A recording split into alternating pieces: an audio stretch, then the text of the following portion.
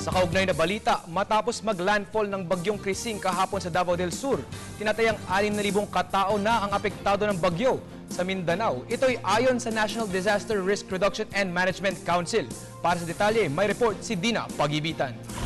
Kulang-kulang 60,000 katao na sa Mindanao ang apektado ng masamang panahon dala ng bagyong Krising. Ito ay ayon sa National Disaster Risk Reduction and Management Council sa kanilang 6:30 AM update. Gayunman, nananatiling isa pa lamang ang napaulat na namatay na kinilalang si Francisco Digaynon dahil sa pagtawid sa malalim na tubig ng kalsada sa Compostela Valley at 4 naman ang naiulat na nasaktan. Sa kasalukuyan, mayroon ng 16,730 pamilya sa 47 lugar sa regions 10 at 11 ang apektado ng bagyo. Nananatili naman ang nasabing mga pamilya sa may 7 evacuation centers. May 85 kabahayan naman ang totally damaged dahil sa lakas ng pag-ulan. Samantala, umabot naman sa critical level 13 ang Bukidnon Pulangi River.